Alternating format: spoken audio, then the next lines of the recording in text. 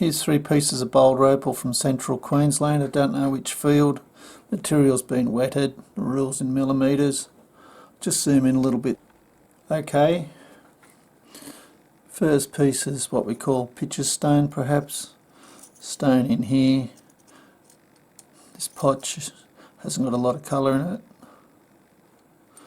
Back of the stone, it's basically been wetted.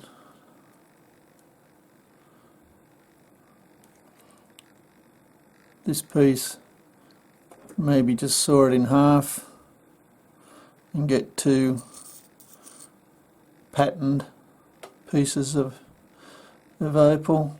Veins don't run in very far here by the looks. This one runs through a bit. Last piece, just a little, almost like a lightning strike going down the side there. Bit more colour on this side. Maybe cut it through that way. Double-sided stone there. Pattern piece on this side.